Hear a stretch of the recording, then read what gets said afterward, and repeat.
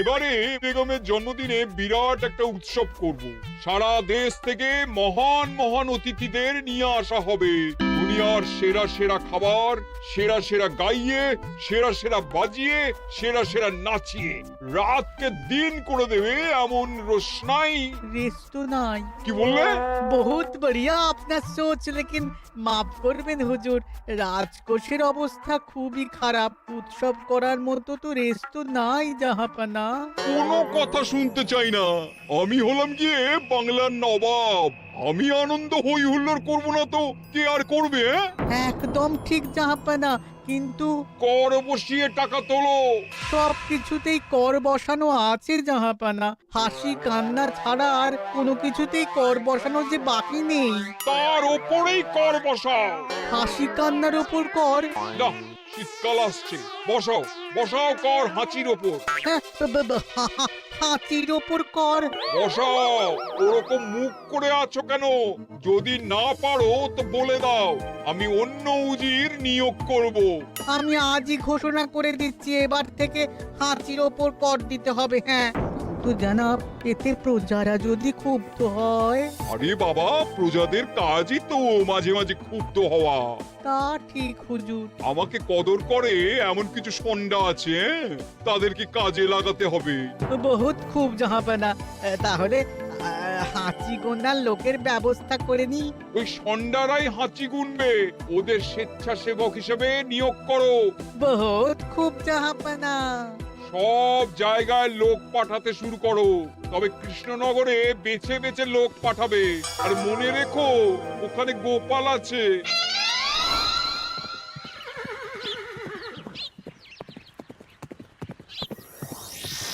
সব জায়গায় কর আদায়কারী পাঠিয়ে দেওয়া হয়েছে জাহাপানা।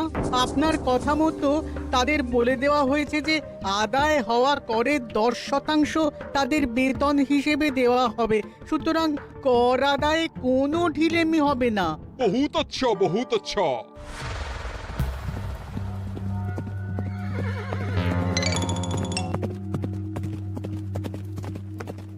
হ্যাঁ, তুমি ঠিক পড়েছো তো মন্ত্রী? হাঁচির উপরে কর? বলেন তো, আর একবার পড়ছি মহারাজ। আসলে এটা নবাবই মশকরা। আমাদের নবাব যে খুবই রসিক মানুষ তা তো আমরা দেখেছি। বারবার কৃষ্ণনগরের সঙ্গে রসিকতা করতে গিয়ে হাঁড়ি ফেটে রস একেবারে মাখামাখি হয়েছে, আর সারা গায়ে পিঁপড়ে ধরেছে। মশকরা নয়, একদম সত্যি কথা। হাঁচির উপরে কর বসানো হয়েছে, আর আমরা হলাম নবাবের খাস হাঁচি গোনার দল। আমরা এই কৃষ্ণনগরে থিতু হয়ে বসলাম বটে। এবারে হাঁচি গুনবো আর মোহর আদায় করব। গোপাল, তুমি কি বলো? সর্দার, তোমাদের এখানে আসা একেবারেই লোকসান হয়েছে। কেন মশাই? আচ্ছা, আপনি গোপাল? না না, আপনার কোনো কথাই শুনবো না। আমাদের বই বই করে বলে দেওয়া হয়েছে, গোপাল হইতে সাবধান। সর্দার, আমি তোমাকে সাবধান হতেই বলছিলাম। হাঁচি ধরতে গেলে তোমাদের খুব সতর্ক থাকতে হবে, কারণ এই কৃষ্ণনগরের বাসিন্দাদের শরীর স্বাস্থ্য এত ভালো যে এখানে কেউ হাঁচে না, কাশে না, ঢেকুর তোলে না, ইয়ে করে না।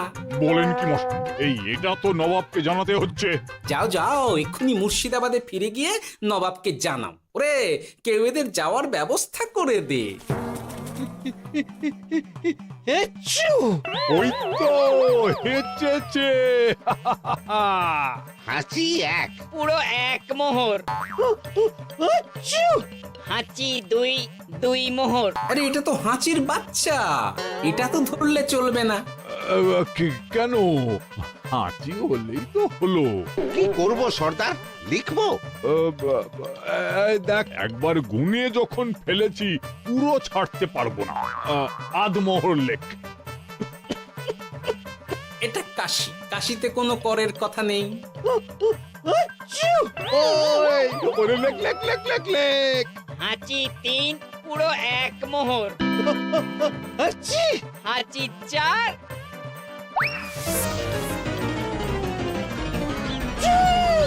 হাঁচি 5, লেখো। হাঁচি ছয়,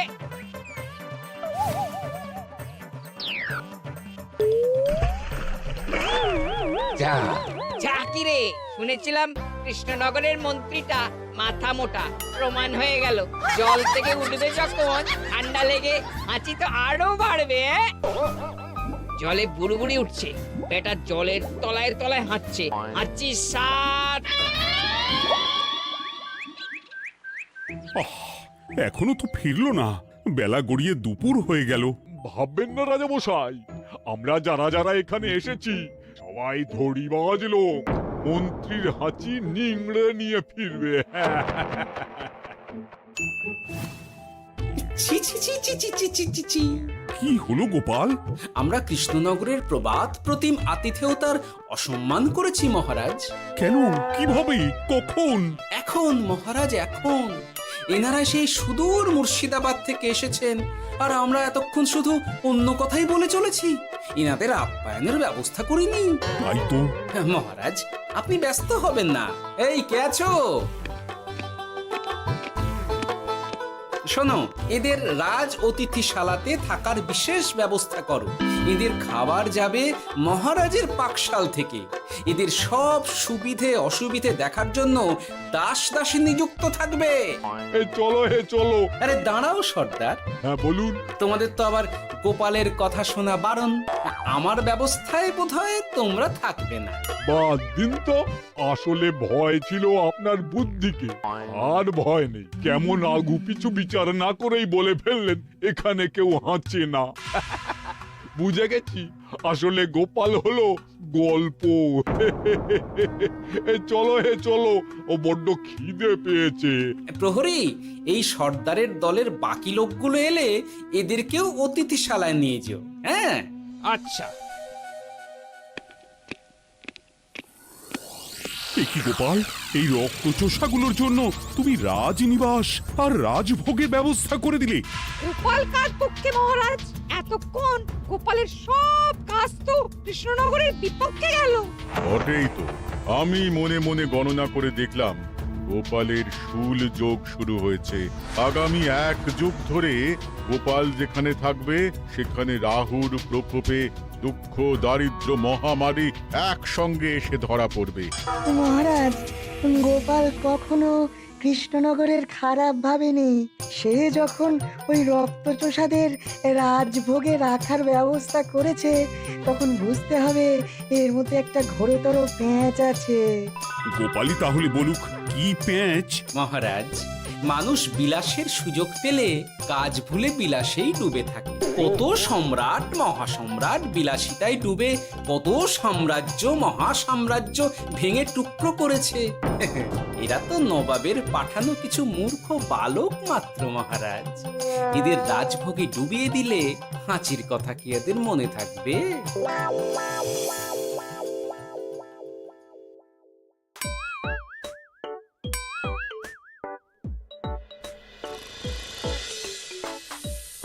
কি ব্যবস্থাপনা সব ঠিক আছে তো? হ্যাঁ হ্যাঁ, খাসা ব্যবস্থা হয়েছে। আপনারা আমাদের অতিথি বলে কথা, আরাম করুন।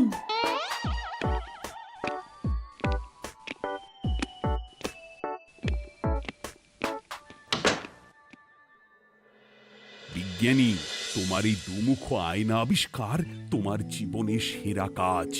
একদিক দিয়ে আয়না, অন্য দিক দিয়ে কাঁচ। কেউ জানতেই পারবে না যে তার উপর নজর রাখা হচ্ছে। অনবদ্য অনবদ্য। মহারাজের জয় হোক। কিন্তু মহারাজ, এই কৃতিত্বের মূল ভাগীদার আমাদের মন্ত্রী। তাই নাকি? হ্যাঁ মহারাজ, মন্ত্রীর দুমুখ কাজকর্ম দেখেই দুমুখ আয়নার কথা আমার মাথায় আসে। মুখ সামলে কথা বলো বিজ্ঞানী। ওরা শুনতে পাচ্ছে। যা চেঁচালেন 20 ইঞ্চির দেওয়াল ভেদ করে ওদিকে চলে যাবে কথা। এই কে যেন কাকে মুখ সামলে কথা বলতে বললো? ওই ওই বাইরে কেউ বলেছে। এই তোমরা সবাই শোনো, অতিথিদের যেন আদর যত্নের ত্রুটি না হয়। আমি আর যাই, কাল সকালে আসবো, কেমন? গোপালকে নিয়ে নবাব আর উজির যেমন ভয় দেখিয়ে দিয়েছিল, গোপাল কিন্তু সেরকম নয়। এই তোরা কি বলিস? না না না না না না, গোপাল একটু ওই হাবা গোবা আছে দাদা। দেখো দেখি কেমন বুক পেতে দিয়েছে, এবার ওদেরই বুকে বসে ওদেরই দাড়ি ওপরাবো। গোপালের জবাব নেই, ঠিক সামলে দিল।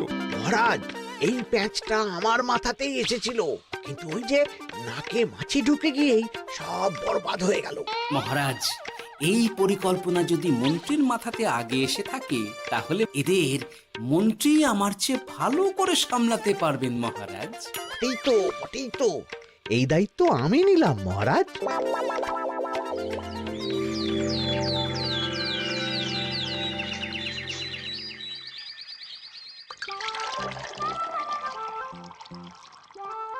আহা, সকালে ঘুম থেকে উঠে এই রকম বেলের পানা যেন স্বর্গের অমৃত। আছে আছে, আরো আছে। পানীয়, খাদ্য, আরাম, আয়েশ, যত চাও তত পাবে। এ কি, আপনি গোপাল কোথায়? মহারাজ বিবেচনা করে দেখেছেন যে মহামান্য অতিথিদের পরিচর্যার ভার গোপালের মতো একজন ভাঁড়ের পক্ষে বহন করা সম্ভব নয়, তাই এই দায়িত্ব আমাকে দেওয়া হয়েছে। কিন্তু কোনো কিন্তু নেই সর্দার, আমি যে খানা পিনা নাচা গানা আমোদ আহ্লাদের ব্যবস্থা করেছি দেখে তুমি চমকে যাবে। দেখা নয় বিজ্ঞানী, এবার শুধু কাজের সময়। কাল মন্ত্রীর উপর ওদের ভার ছেড়ে দিয়ে কৃষ্ণনগরের যে সর্বনাশটি করেছো, কোনো কাজ করে আর সেটিকে সামলানো যাবে না। হ্যাঁ, আহা, তোমার দেখছি মন্ত্রীর উপরে একটুও আস্থা নেই। ঠিক কি প্যাচ করছো বলো তো? প্যাচের কথা পরে হবে, তোমাকে যত তাড়াতাড়ি সম্ভব হাঁচির ওষুধ আবিষ্কার করতে হবে। হাঁচির ওষুধ? হ্যাঁ, হাঁচির ওষুধ। ওভাবে দেখছো কি বন্ধু, তোমাদের কাজের সব দায়িত্ব এখন আমার কাঁধে। তোমরা আমোদ করবে আর আমি কর আদায় করে তোমার হাতে এনে তুলে দেব। সর্দার, এর মধ্যে একটা চাল আছে মনে হচ্ছে। কি আর আমি বুঝিনি। এখন কি করবে? বিশ্বাস করে আদায় উসুলের ভার এর উপরে ছেড়ে দেবে? পাগল নাকি? মন্ত্রী মশাই, বলো বন্ধু। বলছিলাম আর দেরিতে কাজ কি?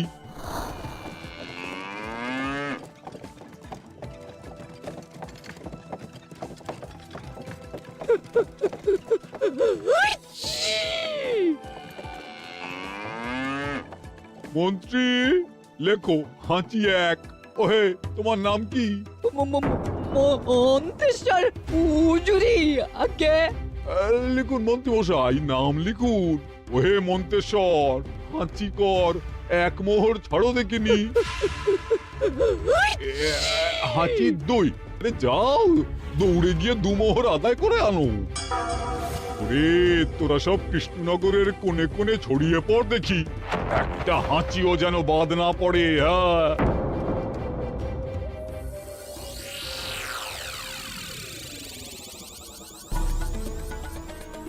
এটা হুজুরে আলাক বর্ধমান, খাম্বাস এবং কৃষ্ণনগর থেকে। চমৎকার চমৎকার। তাহলে গোপাল কিছু করতে পারেনি, আমাদের যুব শক্তি কৃষ্ণনগরকে পুরো নিংড়ে নিয়ে আসছে। মহারাজ কৃষ্ণচন্দ্রের একটা আবেদন আছে জানাব। এই হাঁচি করের 30% যদি ওই রাজ্যকে দেওয়া যায় তাহলে আদায় উসুল আরো ভালো হবে। ওরা বলেছে যে আপনি যদি 30% দেন তাহলে কর আদায় একেবারে জান লড়িয়ে দেবে। মঞ্জুর মঞ্জুর। আর একটা আর্জি আছে হুজুর, কৃষ্ণচন্দ্র কদিন বাদে নবাবকে কৃষ্ণনগরে আমন্ত্রণ জানিয়েছে। কেন? কৃষ্ণনগরের নবাব এবং তার উন্নয়ন উপলক্ষে এক মহোৎসব হবে। সেই সঙ্গে শহরে থাকা ইংরেজদের কাছেও নবাবের সৈন্য বলের এবং নবাব ও কৃষ্ণনগরের মধ্যে পারস্পরিক ভ্রাতৃত্বের সম্পর্কের বার্তাও পৌঁছে দেয়া যাবে। নবাবের অধীনস্থ রাজারা নবাবের শত্রু, এই রকম একটা ধারণা থেকে ইংরেজরা ইদানিং বেপরোয়া হয়ে উঠেছে, তাতে লাগাম উঠবে। বহুত খুব, মঞ্জুর মঞ্জুর মঞ্জুর।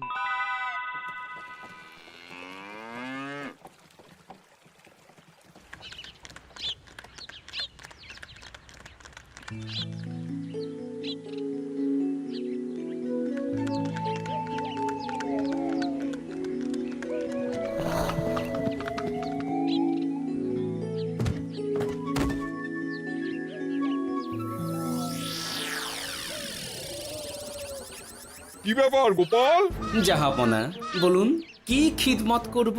আমি যা বলবো তাই করবে। অবশ্যই জাহাপনা।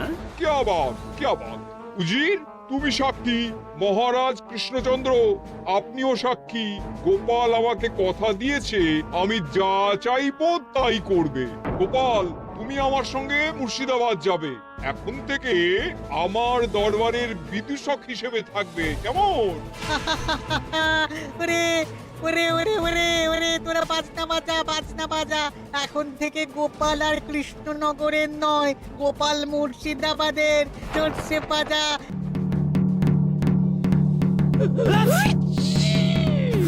কি হলো? হুজুর, মনে হচ্ছে আপনার সৈন্যদল হাঁটছে। হ্যাঁ?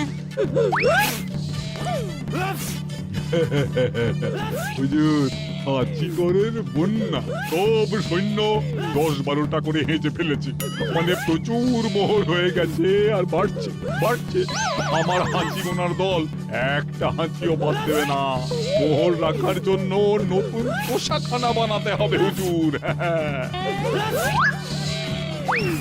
সর্দার, আমাদের হাঁচিগুলো কি খুলবো? হ্যাঁ, নিশ্চয়ই। একটা হাঁচিও যেন বাদ না পড়ে। চলুন হুজুর, আমরা এখানে দাঁড়িয়ে থেকে আর কি করব? ওরা হাঁচুক আর হাঁচি গুনুক। চলুন নবাব বাহাদুর, আপনার জন্য কৃষ্ণনগরের রাজাতীর্থ অপেক্ষা করছে। হুজুর, আমার মনে হয় আমাদের কৃষ্ণনগরে এখন আর দেরি করা উচিত হবে না। আমরা সোজা শহরের দিকে রওনা হয়ে যাই। শহরের ইংরেজদের শিক্ষা দিয়ে ফেরার পথে আমরা কৃষ্ণনগরের আতিথ্য গ্রহণ করব। সে কি? মহারাজ, নবাবের মতো কর্তব্যপরায়ণ ইনসানকে তার কর্তব্য পালনে বাধা দেবেন না। আমরা ওনার শহর থেকে ফেরার অপেক্ষায় থাকব। ঠিক ঠিক, আমার এক্ষুনি শহরে যাওয়ার দরকার। ইংরেজরা সব নিয়ম কানুন ভেঙে চুরে যা ইচ্ছে তাই করতে আরম্ভ করেছে। উচিত সৈন্যদের ডাক দাও, চলো রওনা হই। কিন্তু জাহাপনা, আপনার সৈন্যদের থেকে পাওনা মোহরগুলো এতক্ষণে যা হেঁচেছে, লাখখানেক মোহর তো হয়েই গেছে। ওটা আমরা নিজেদের মধ্যে বুঝে নেব। কিন্তু ওই করের 30% যে কৃষ্ণনগরের পাওনা। পেয়ে যাবে। শহর থেকে ফিরি। আরেকটা কথা, হাঁচি কর ব্যবস্থা এখন থেকে উঠে গেল।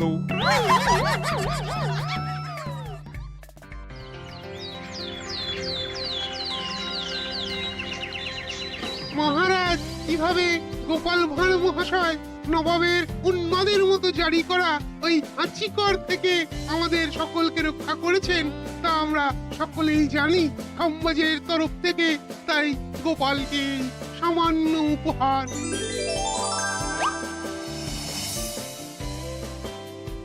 ওহ গোপাল, সত্যি তোমার জবাব নেই। কিছুই হতো না যদি না বিজ্ঞানী ওই হাঁচি চূর্ণ আবিষ্কার করত। এই উপহারের অর্ধেক কিন্তু বিজ্ঞানী।